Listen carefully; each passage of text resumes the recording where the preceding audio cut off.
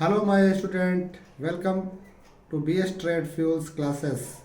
अगर आप इस चैनल पर नए हैं तो इस चैनल को लाइक एंड सब्सक्राइब करना मत भूलिए, बिकॉज लाइफ टाइम में ये चैनल आपको ज़रूर हेल्प करने वाला है।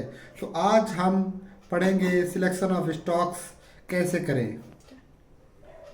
Selection of stocks fundamental ratio में जब हम किसी शेयर को स्टॉक्स को सिलेक्ट करते हैं तो खासकर दो तीन चीज़ों का ध्यान रखना पड़ता है। नंबर एक फंडामेंटल रेशियो, नंबर दो चार्ट और नंबर थ्री सेक्टर। ये तीन चीज़ों को हम बहुत ही गहराई से चेक करते हैं। अगर ये तीन चीज़ों को हम चेक करते हैं तो जिसमें से फर्स्ट नंबर एक है फंडामेंटल रेशियो। फंडामेंटल रेशियो में क्या क्या किन किन चीज़ों का ध्यान रखना चाहिए। नंबर एक मार्केट कैप, नंबर एक market cap above 5000 CR, 5000 CR यानी कि 5000 करोड़ रुपए से कम की कंपनी का मार्केट कैप नहीं होना चाहिए। नंबर दो स्टॉक्स पी और इंडस्ट्री पी, इनका दोनों का एक रिलेशन है। हमेशा हमें उन स्टॉक्स को चूज करना चाहिए जिसका इंडस्ट्री पी, मान लिया किसी भी कंपनी का इंडस्ट्री पी 50 है और उसी इंडस्ट्री की एक कंपनी का स्टॉक्स पी मान लिया 15 है, तो हमें ये स्टॉक चूज करना चाहिए। क्योंकि ये जो भी कंपनी चूज कर रहे हैं वो उसका स्टॉक्स पी 15 है और जो इंडस्ट्री का स्टॉक्स है उसका 50 है, यानी कि उसमें उस कंपनी में बढ़ने के ग्रोथ है, यानी कि वो शेयर मुझे सस्ते पी पे मिल रही है। नंबर फोर ROE, जिस कंपनी को हम सिलेक्शन कर रहे हैं उसका ROE करीब 15% अबव होना चाहिए, ठीक है, एनुअली। और ROC वो भी 15% अबव होना चाहिए, जिससे क्या है कि वो कंपनी साल में 15% एनुअल के से रेट ऑफ इंटरेस्ट हमको कंपनी प्रॉफिट कमा के दे रही है। किसी भी इंडस्ट्री के लिए सबसे जरूरी दो चीजें होती है। एक चीज होती है खासकर सेल्स ऑफ ग्रोथ। अगर किसी भी कंपनी में प्रॉफिट कम हो रहा है तो चल जाएगा, बट अगर उसका सेल्स ग्रोथ बहुत ज्यादा है, मतलब ईयर ऑन ईयर बढ़ रहा है, यानी कि 15% अबव से बढ़ रहा है या 20% अबव से बढ़ रहा है, तो ये मतलब एक अच्छा साइन माना जाता है सिलेक्शन ऑफ स्टॉक्स के लिए। इसलिए हमें सेल्स ग्रोथ जो 3 इयर्स में करीब 15% अबव और 5 इयर्स में 12% अबव होना ही चाहिए। Intrinsic value selection of stock में बहुत अहम रोल करता है। अगर किसी भी शेयर का रेट अगर 40 रुपए है लेकिन और इंट्रिंसिक वैल्यू का भी रेट मान लिया कि 38 है, तो हमें वो जो इंट्रिंसिक वैल्यू के आसपास की जो रेट होता है किसी भी शेयर का, अगर उसके आसपास है तो हमको सस्ते रेट पे वो शेयर मिल रहा है, इसलिए हमको चूज करना चाहिए।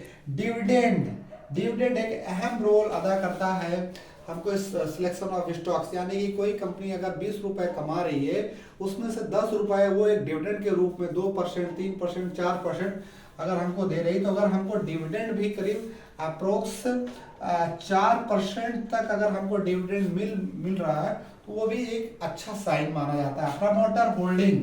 प्रमोटर होल्डिंग एक किसी भी स्टॉक्स के लिए बहुत ही इंपॉर्टेंट होता है। प्रमोटर होल्डिंग में हमेशा क्या ध्यान रखना चाहिए कि प्रमोटर होल्डिंग कम से कम 50% एंड अबव होना चाहिए। किसी भी प्रमोटर होल्डिंग जो है हमेशा 50% अबव होना चाहिए, जिससे कि अच्छा साइन माना जाता है। Cash flow 11 number cash flow भी किसी भी कंपनी को ऑपरेट करने के लिए बहुत ही इंपॉर्टेंट होता है। इसीलिए भी किसी कंपनी का कैश फ्लो भी होना बहुत जरूरी है। डेब्ट टू इक्विटी एक ऐसा साइन है जो कंपनी में कर्ज लोन जो एक दर्शाता है। डेब्ट टू इक्विटी किसी भी कंपनी में डेब्ट जो है 1.00 से कम होना चाहिए। अगर 0.5 है, 0.6 है या 0.4 है तो भी मतलब चलेगा, बट 1.00 से ज्यादा नहीं होना चाहिए। बुक वैल्यू, अगर कोई भी शेयर हमें बुक वैल्यू से ऊपर की मिल रहा है, यानी कि बुक वैल्यू के आसपास, यानी किसी भी शेयर की वैल्यू मान लिया किसी भी शेयर का रेट मान लिया 500 रुपीज है और उस शेयर का रेट बुक वैल्यू भी 495 के पास है, ये तो फिर हमें ऐसे शेयरों का चुनाव करना चाहिए। जैसे कि मैंने पहले ही बताया था, सिलेक्शन स्टॉक में तीन चीजें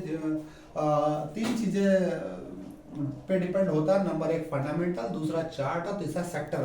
तो जैसे जैसे नंबर 2 पे आए हम की चार्ट कैसे, चार्ट किसी भी सिलेक्शन ऑफ स्टॉक्स में कैसे रोल अदा करता है। हमने किसी भी स्टॉक्स को, अगर कोई शेयर मुझे अच्छा लग रहा है तो हमने उसके रेशियो चेक कर लिए और रेशियो के अकॉर्डिंग वो शेयर बहुत अच्छा है, लेकिन चार्ट के अकॉर्डिंग हमको चेक करना पड़ेगा। अगर कि जो चार्ट में हमें एक अच्छा मतलब कहने का मतलब एक अच्छा पैटर्न्स अगर शो कर रहा है तो हमें चार्ट और फंडामेंटल में कंफर्म हो गए। और नंबर 3 आता है सेक्टर।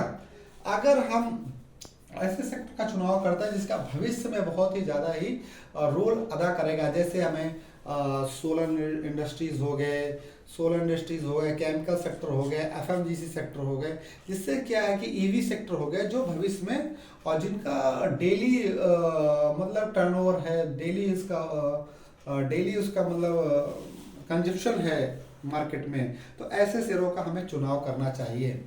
और ये जैसे कि सिलेक्शन ऑफ स्टॉक्स को मैंने आपको जो एज ए नॉलेज के तौर पे हमने आपको बताया है, तो कहने का मतलब ये है कि ये जो कोई भी शेयर को लेने से पहले इन रेशियोज, चार्ट और सेक्टर को बहुत गहराई से अध्ययन करें। ये हमारा मेरा एक ओपिनियन है, तो नहीं कहता, ये हमारा एज ए जस्ट ओपिनियन है कि इन चीज़ों का ध्यान रखना चाहिए। इस वजह से इस तरह से हमें मतलब सिलेक्शन ऑफ स्टॉक्स करना चाहिए। अगर हमारा ये क्लास अच्छी लगी हो तो BS ट्रेड फ्यूल क्लासेस को लाइक एंड सब्सक्राइब करिए। धन्यवाद।